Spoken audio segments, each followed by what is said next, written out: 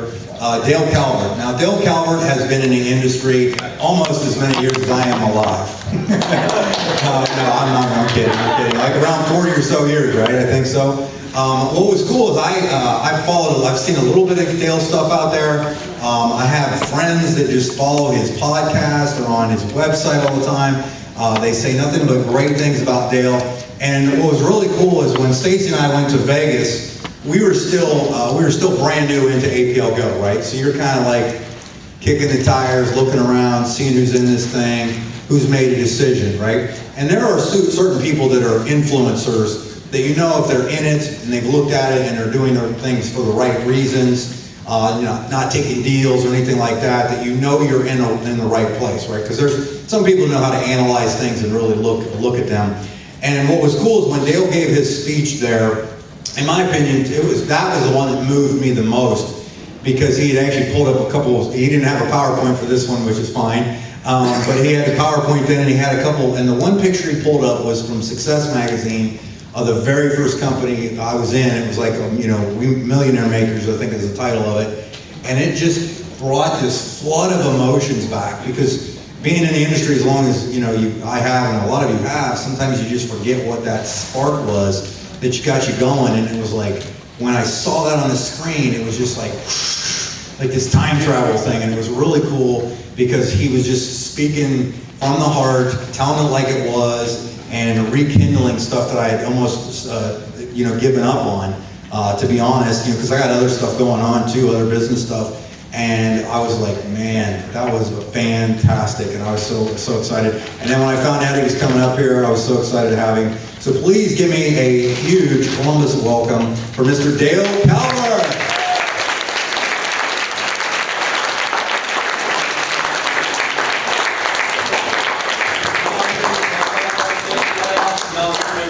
Let's try not to use the mic thing.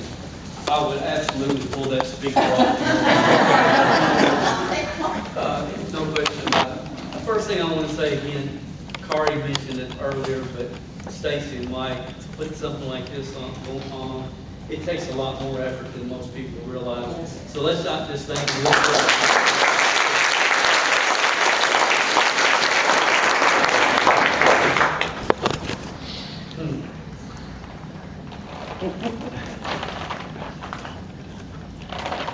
I cannot believe that I get to do this one more time. That I get to build one more time. It touches me in a way that I can't even begin to explain it, because I haven't built teams in a long time. I've been around the industry a long time.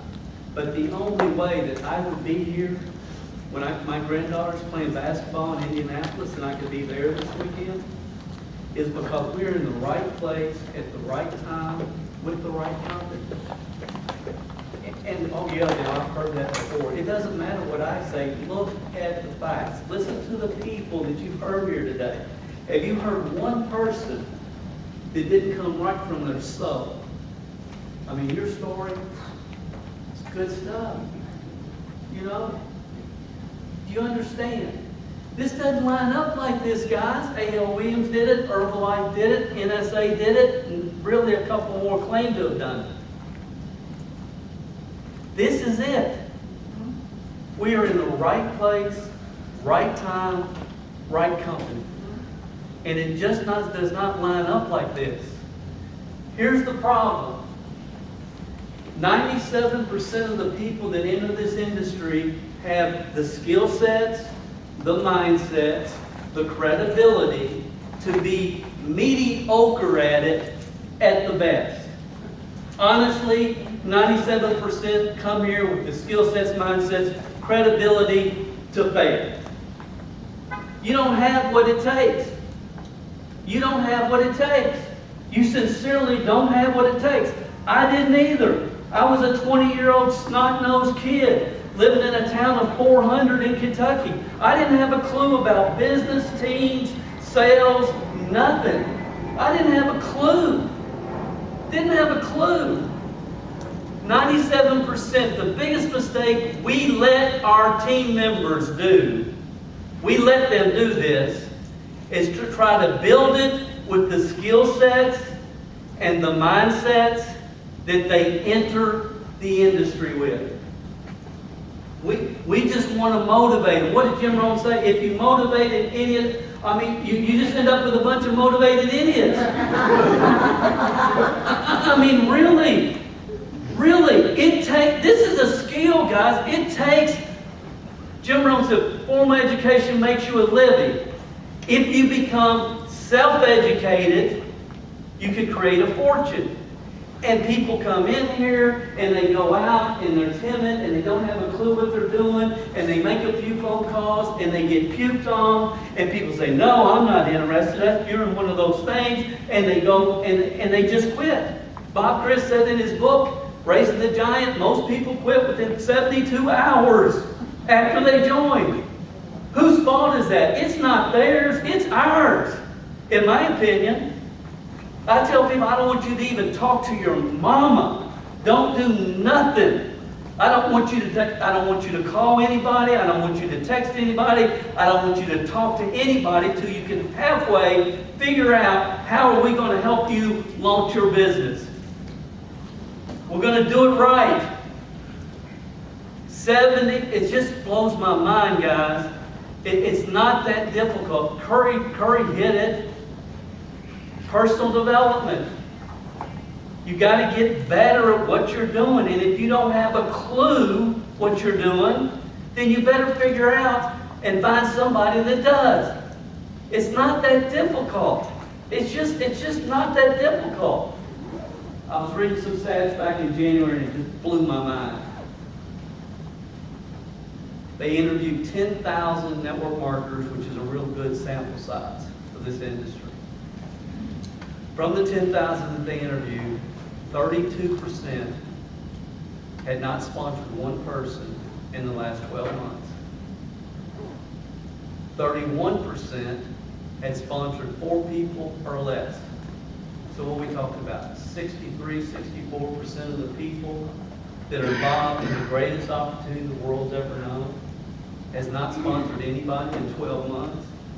This is not a business. It's not a business. It's a big social club. The network marketing business model is gone. It's gone. And see, some of us that remember when it was really here, it's sad. We know it's gone. We haven't figured out where did it go. Where did it go? Because leadership, I finally sponsored somebody, they're willing to talk to their mama. Go talk to your mom. Just poured enough gasoline on them. Just, they got a little fire, we just want to soak them down. I want to take a fire hose and I want to spray them down. Put that spark out. I don't want them to have a spark. I don't want them to have that much. I don't want them to have that much confidence that they know what to do when they go out, because I know they don't. I want to hose them down. Ron Henley said, the biggest problem in network marketing today is we have to help people unlearn the crap that they've learned the last 20 years by people that don't have a clue. Y'all looking at me like I don't know. like y'all nervous in the service. I'm not, it's like.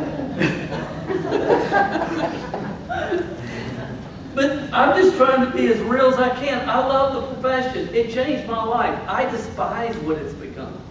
I can't stand it. I literally cannot stand it. I don't even want to be doing this. I don't. I don't. I have other things that I like better.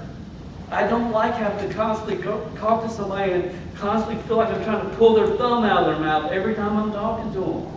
Just the thumb suckers, the mealy-mouthed people that are constantly looking for a reason why it can't happen for me. It can happen for you. It can happen for her. It can happen for this person, but it can't never happen for me. That's because you have not taken the time to become self-educated. Formal education makes you a living. If you become self-educated, you will create a fortune. There's a lot of people that get involved in this, and they have talent, and they have skills, but they go into the marketplace and they don't understand it ain't about you. It's not about you. It's not about me. There's a lot of ways I would rather be doing this business, but I can't. It's about what can be duplicated by those on your team. If you can do it, great. But if Joe can't do it, duplication stops. Joe's got to be able to do it. The average Joe's got to be able to do it. It's about duplication. It's not about innovation. It's not about coming up with this great new idea. No, it's about duplication. Duplication. If the average person cannot do what you're doing, you have no business. I don't want to be the Elvis of my team. I don't want, I got to get in front of Dale. I got to talk to Dale. Let me get you on. I don't want to be the Elvis of my team. I don't want that. I have no desire for that. I want to be able to take the average person with above average desire and say, look, get here, plug in 3 to 5 years. Because of this time, this place, this company in history, I promise you, you give me 1 year, you will not believe yourself in 1 year. The change is going to happen within you.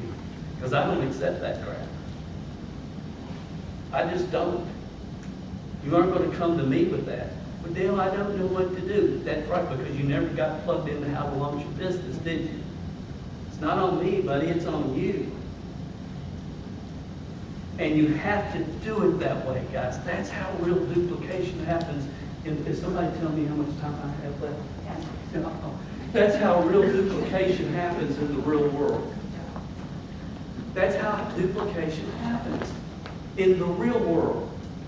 How duplication happens here in this profession, we just throw enough mud on the wall and see what sticks.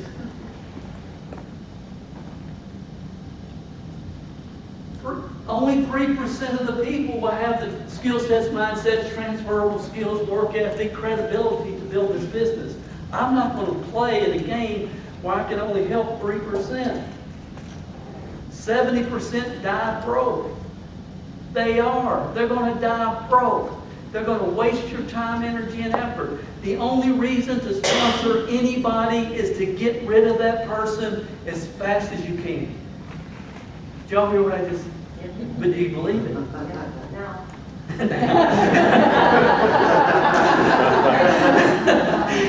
But that, and I promise you, I believe this. The only reason I'm going to sponsor them is see how quick I can eliminate them.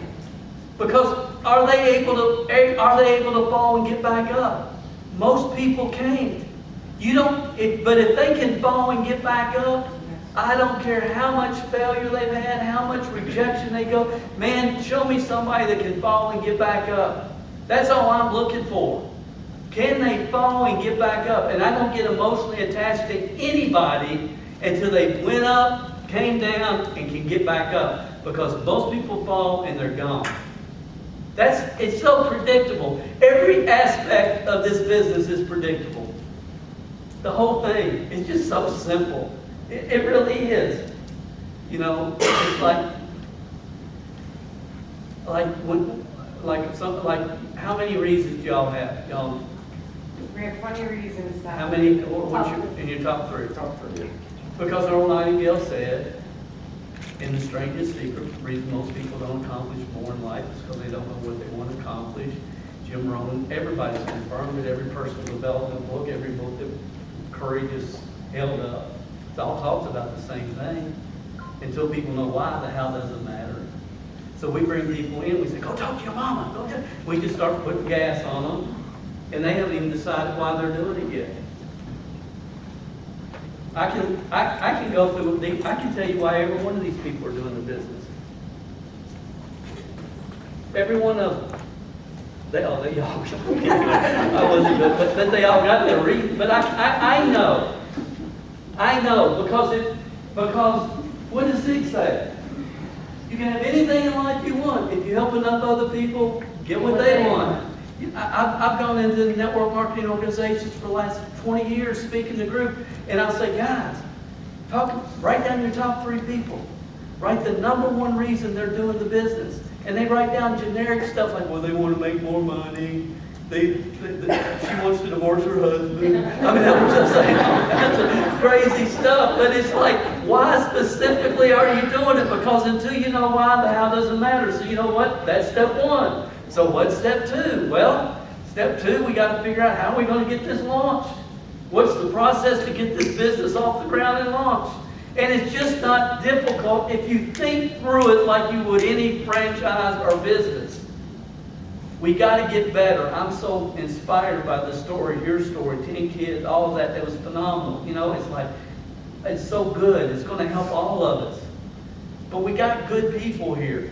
Good people are being attracted to this company, but we got to get better because this profession stinks. It's ridiculous. I can't stand it. It's ridiculous. It's just ridiculous, all the stuff that we have going on. Like somebody left last week, and they're going to do these snap-on nail things. It's like, what the heck are you even thinking about? How were you ever allowed to get on my team to begin with? You know, if you can't think any stronger and deeper than that, I mean, really. And we have to wake people up. We have to wake people up. You know, and again, I've given up on the fact that the profession will ever be what some of us know it used to be. I've given up on it. But I think this company can be that. As a company, I think this company can set a standard that like's never been seen before. I really do. But we all got to get better. I mean, I was thinking about the fact that 60-some% of the people have sponsored 4 people or less. And to control your financial destiny, you have to get your skill sets and your mindsets and your activity till you can sponsor. How many people you need to sponsor a month, guys? 3 to 5 a month. See? Does that give you a little, it gives me a chill, I don't know. But y'all see how this can be? 3 to 5. They'll go to their grave knowing that. Every person they'll know. But if you can sponsor 3 to 5 a month, you control your financial destiny, especially in this comp plan. 3 to 5 a month. And I go back and I think about the survey I was telling you about. There was nobody out of the 10,000 people that were surveyed who had sponsored 50 people in a month, or in a year. None. Not one. In this survey of 10,000 people.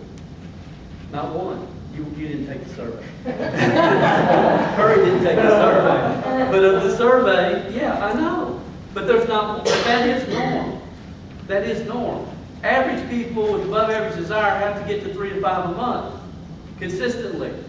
That's how you win this game. That's how you win the game. And in the survey, there was not one person that had sponsored 50 or more. And I'm sitting there and I'm thinking, my gosh, you know, Dexter Yeager and Mark Yarnell, Jim Rome, they'd be turning over in their grave right now if they saw what this has become. They would be. They'd be turning over in their grave. That's not what this is about. You know, this is about helping average people with above average desire create financial independence, to never have to worry about a boss, a job, a holiday, or what, like you were talking about earlier. You control your world. So, now I'm, okay, I'm going to end. This is the first 20-minute talk that I've ever done in my life, so I'm so proud. I hope you all got something.